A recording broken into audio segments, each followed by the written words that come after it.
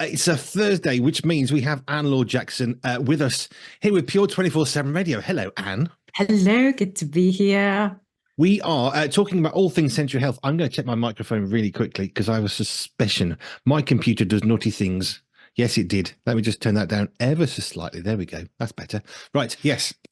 We talk about sensory health. We talk about all sorts of things. And I think we've done 30, if my memory serves. Oh, we're getting there. We're chalking it up bit by bit. Each like 5 is a celebration. It's like, yeah, I think it's 30-ish. It's somewhere around there. I wrote it down and lost the number, but it's cool. It's really good. And hopefully we're helping people, which is what I want to do, and which is what you want to do.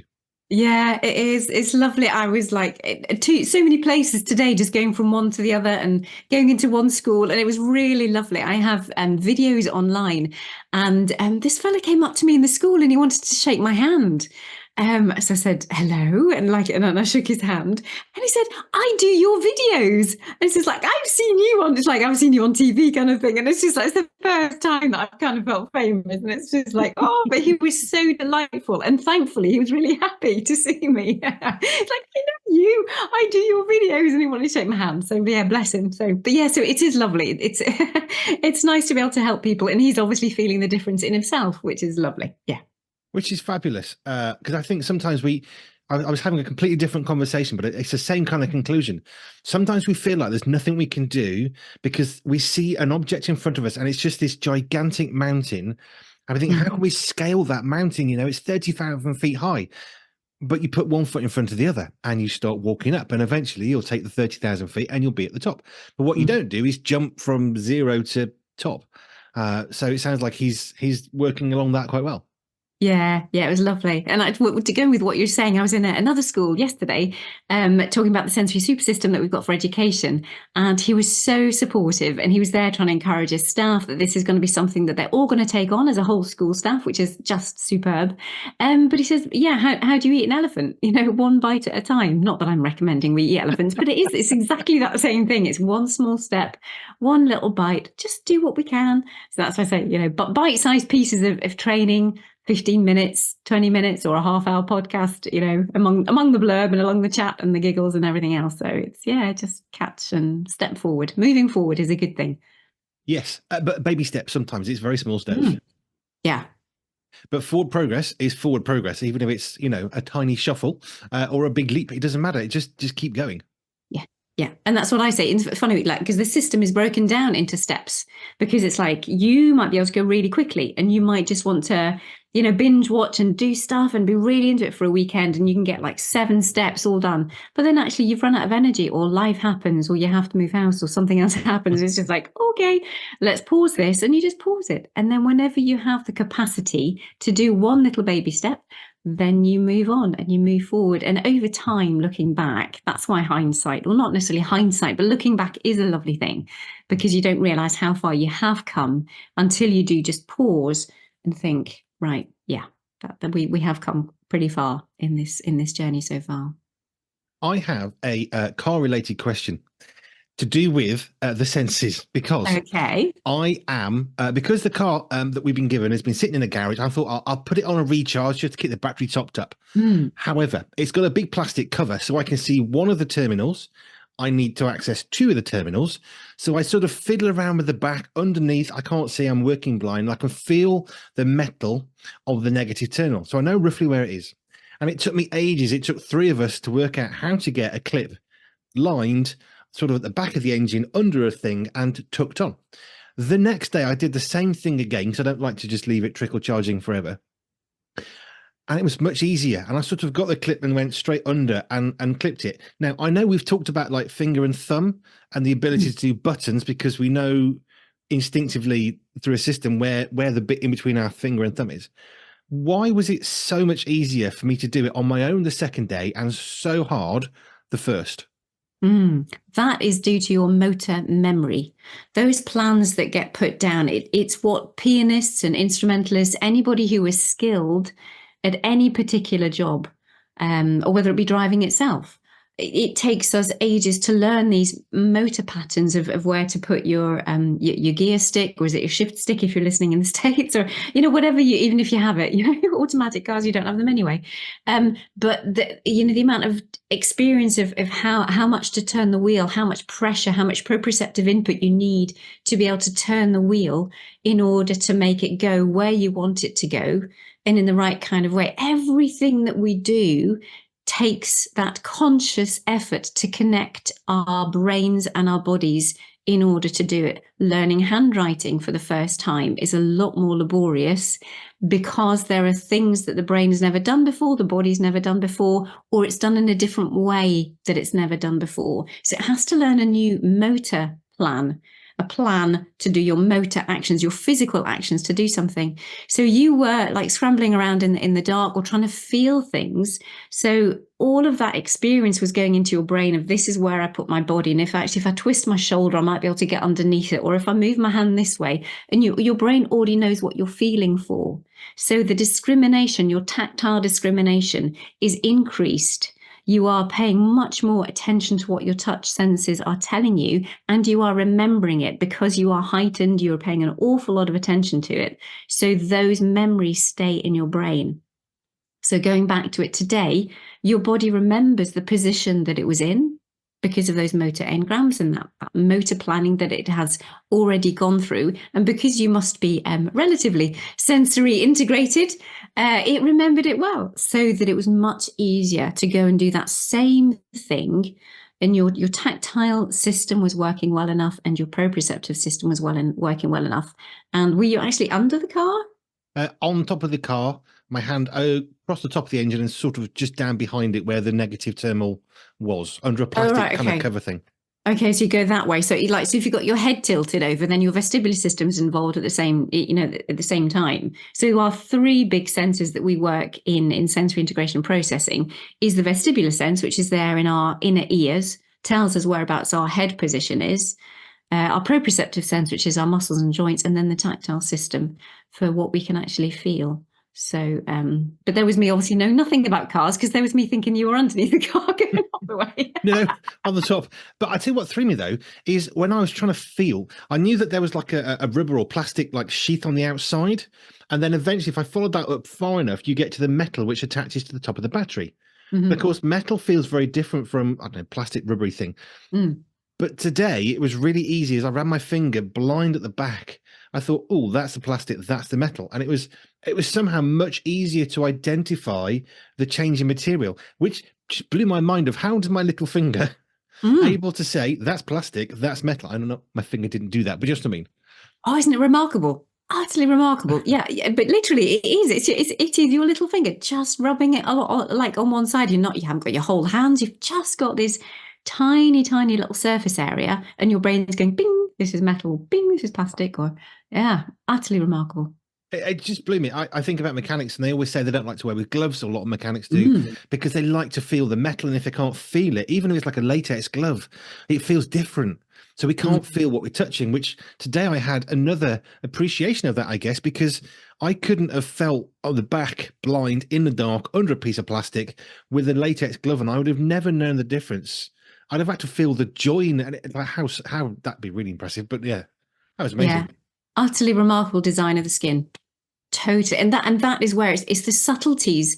Those are the kind of things that I work with people, because they don't often realize that other people don't feel the same way that they don't feel. So we would say if they couldn't feel the difference between the metal and the plastic, that's an under reactivity and under responsiveness. So you have to be able to feel that your finger's touching something in your first place, which is that responsivity. And then you've got to be able to discriminate. So the fact that you could actually feel it, you knew what you were looking for, and then you knew exactly how to describe it. You wanted to find the connection between the metal and the plastic. Now, other people wouldn't be able to find those names that discriminate between a metal and a plastic. They know they'll be touching something, but they wouldn't be able to tell you what it was. So there are various levels of sensory processing. But that ability to discriminate with the tiniest of spaces, of areas on our skin is quite remarkable. And we have most of our tactile receptors in our mouth. And that's why lots of things that we do around the mouth are so satisfying, because it fires the brain with lots of lovely things, whether it be food or other things that people choose to put in their mouths. Hands are the next biggest, and then feet. So that's why it's really lovely to be able to feed the hands, as it literally, but feed it with sensory stuff. Feed the mouth, feed the hands, and feed the feet, because other parts of our body aren't that well designed for discrimination. You don't go around checking things, or you'd never think to put your elbow in to go and find that piece of tubing or that piece of metal.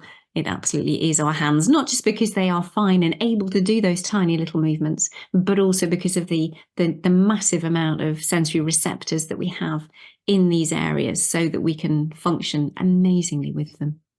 I was there on the car and thought, I've got to ask Anne about the sensory perspective on this, because I was just fascinated by the fact I could run my finger over the plastic and the metal, and I've not really, and I guess we've done 30 of these or something, but I've never really thought about it consciously, of this is a sensory thing going on. Yeah. But I was thinking, I can feel that I've got to ask you about this, hence why I did it. I'm glad you did, because it's those little things that you think, oh wow, aren't we amazing?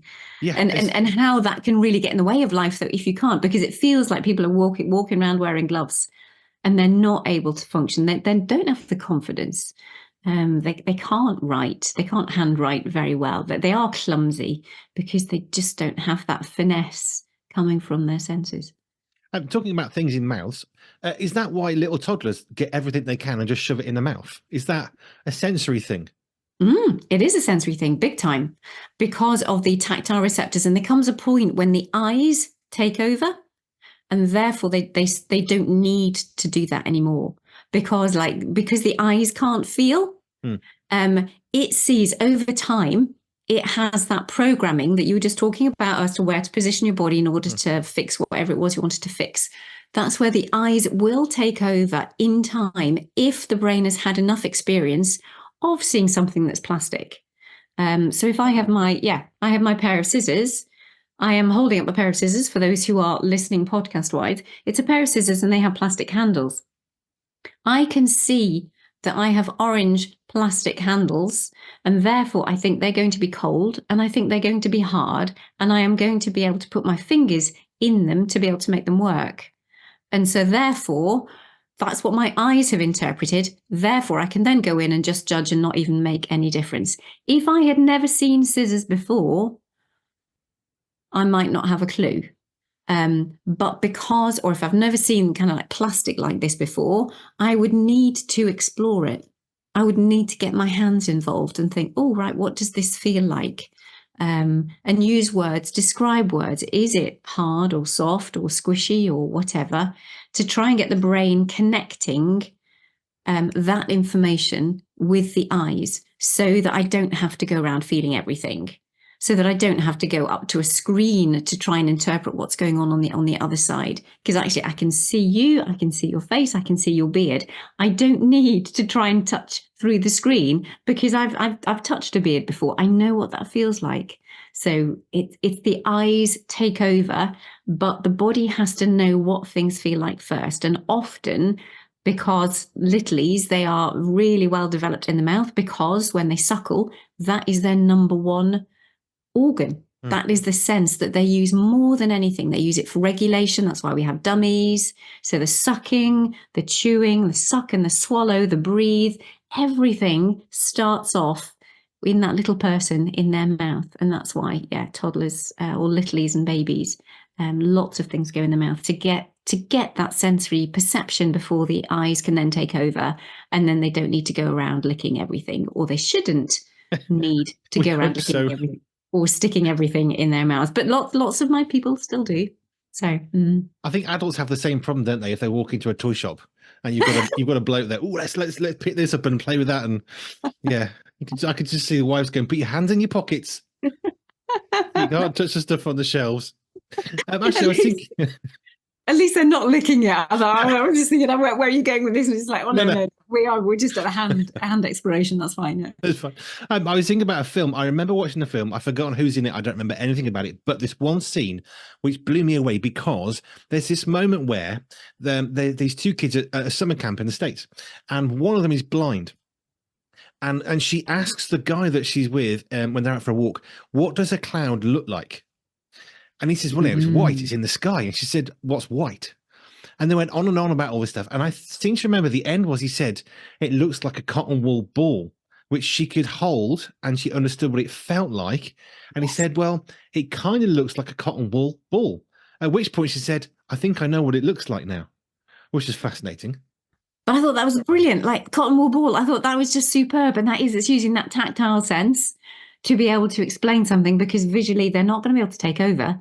But they can understand and visualize things internally by what they sense and what they can feel and interpret. Which just, it made me think about that film, that scene just now, because it's fascinating. How do you describe what you can see to somebody who can't? Because, well, it's white. What's white? Well, everything you see is dark, isn't it? Well, I don't know. I can't see. I don't know what white, light, and dark is. So it was fascinating. How do you describe, in terms of visual terms, what you can see? And I seem to remember cotton wool ball was, I thought, yeah, that's what it feels. That's what it looks like. It looks like a cotton wool ball. Yeah. Great. Right. So let's grab a question that I've got in front of me here. Because you talked about this a little while ago, it seems most pertinent.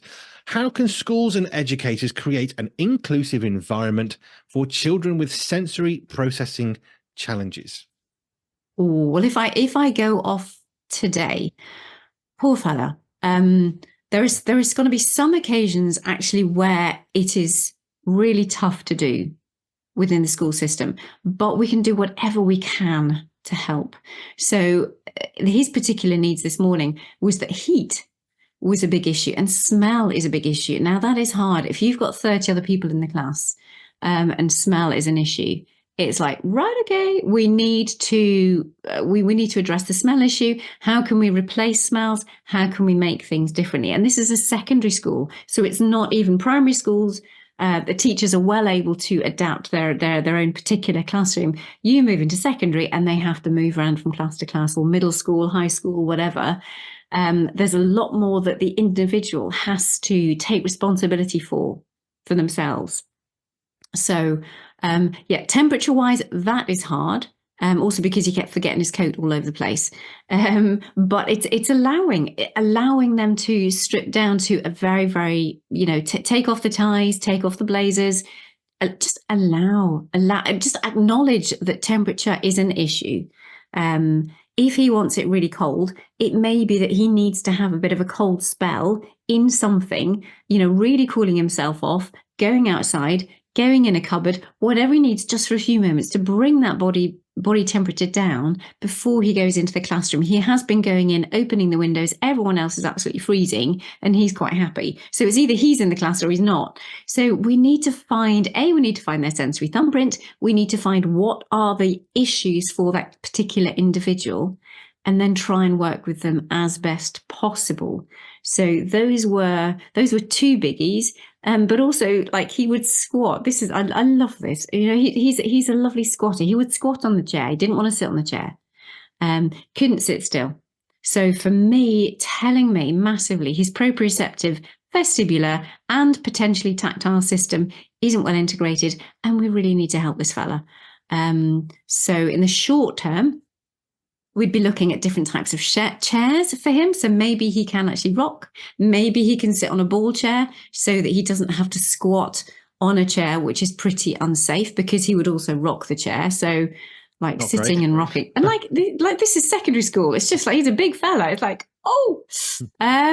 yeah. So we look at different seating options, find out what their issues are, and then see what what accommodations can be made, what little changes can happen, either about how long he spends in the class, what he needs to do to prepare himself to go into the class, what does he need to do to get from class to class, and for him in particular, how can we keep him as cool as possible, and all the different strategies that there might be to keep him cool so that he either doesn't leave, because that's what he does when he gets too hot, he just leaves.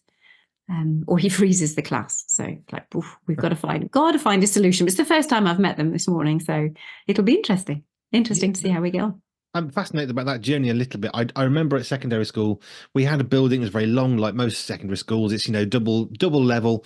And some of the classrooms, I didn't have to go in very often, thankfully. Occasionally I went in them just because we had to. And it was so hot because the sun would just bake all afternoon. Massive window glass all the way along. I'm thinking, do we need this much glass? Really? Can we not, close some of it off? And the teachers would do what they could, but there was no budget, there was no curtains, there were no thermal blinds, which we'd have today more normally. And I just remember we would fall asleep frequently. So would the teacher, thinking this isn't healthy. This isn't a good learning environment, or there's nowhere else we can go. Well, should we just not bother coming to the class? Because really, we're not really doing any work on a hot day. We're just sitting there sipping water and just counting the seconds to leave. Yeah. And it's really interesting now. Some of the schools that I'm working in are meeting.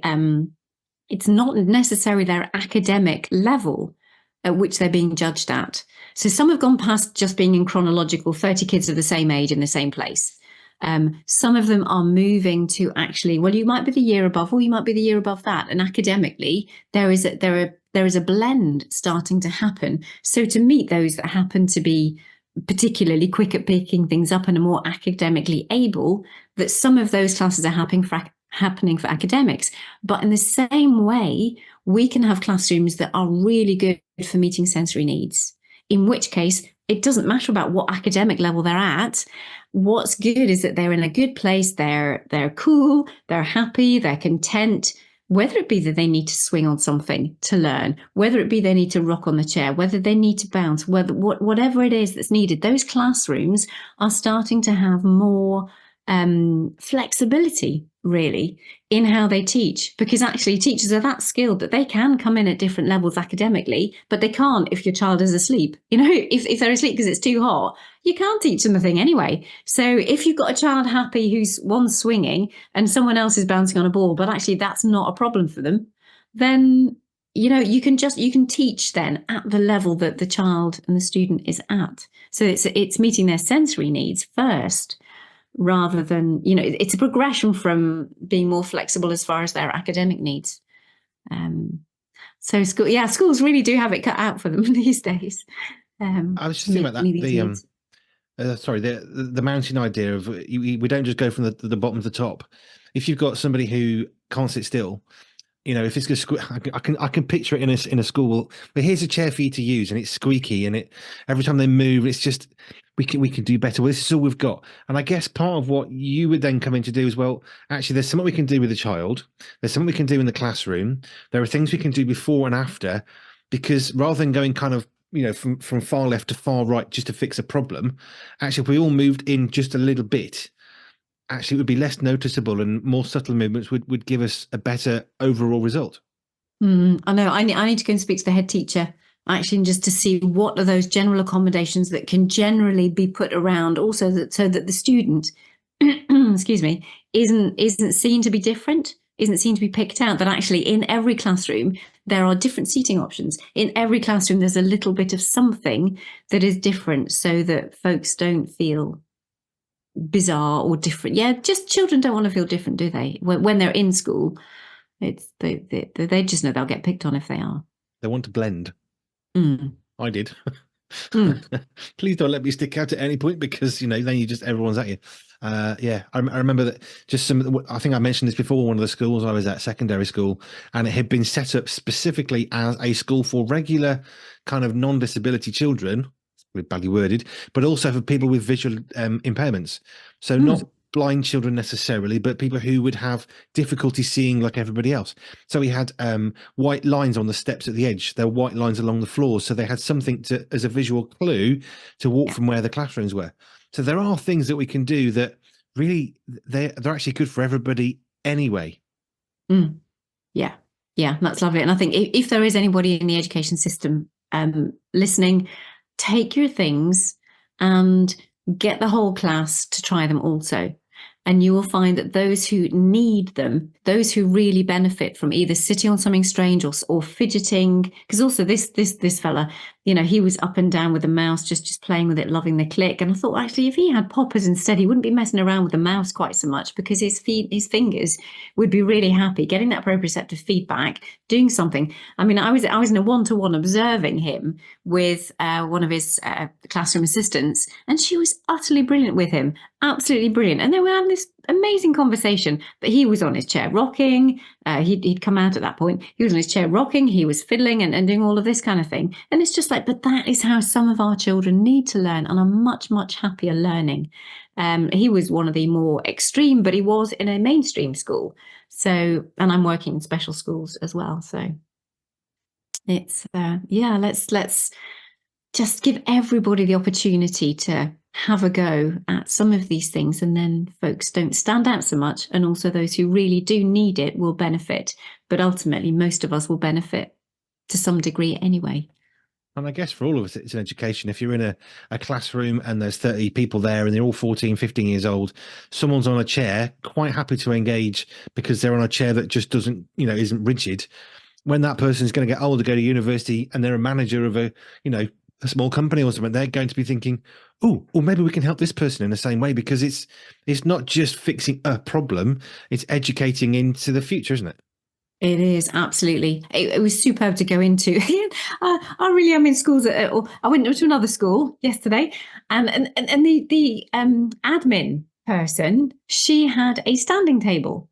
And I was just like, oh, brilliant. So, like, postural wise, she's able to stand. It's much easier to move, to keep alert. The vestibular system, physically, it keeps you much more mobile if you're able to use a standing desk rather than sitting at your desk all day, which is not a great thing for any of us to be doing. So yeah, but it was it was great to be able to see that just accommodations are brought into when you're an adult, whether you're dealing with, you know, children, whether you're dealing with someone, you know, everybody needs these little accommodations and adaptations. And we make them naturally anyway for ourselves, don't we? So why would we think that 30 children can just sit there in the same chairs, same tables, and all be able to learn at the same pace, at the same rate, in the same way? Because we know that that's not possible. So in the same context, the seating needs to be different for some people, and the pens need to be different. I remember there were some people who had these really like chunky pens because they were struggling to hold, because they got struggle with dexterity, or I think one person had broken their finger, so they couldn't hold a normal pen. So one of the teachers said, try this thing, and it was this oversized sort of weird looking pen thing, but they could actually hold it and write with it. I mean, that's not a huge modification, but all of a sudden that child is able to get back into learning. Absolutely. Right. Well, thank you. I love where we go because I never know where we're going to go, especially with my brain. So we've covered how to charge a battery when you can't see the negative terminal using your sensory health. And we've covered things like seating in schools and what we can do to help people to learn. Thank you, Anne Jackson, again for more. It's just fascinating. I'm really starting to think more and more when I do something like trying to charge a battery when I can't see the negative terminal, what's going on with my senses. And I really did think, this is fascinating. I've never, ever thought about it like this before. I love it. So thank you. If you want to know more about Anne Laure Jackson, best thing you can do is go to our website, pure247radio.org/ALJ, and that will take you to all the information about Anne and what she does and how she can help you in your life, work, or school. And if you've got any questions for her, by the way, you can send them through to here. We'll ask them to Anne. Email is at the bottom of the website, hello@pure247radio.org. Anne, thank you as ever. Wonderful to see you. All the very best. And we'll see you again next week. Bye.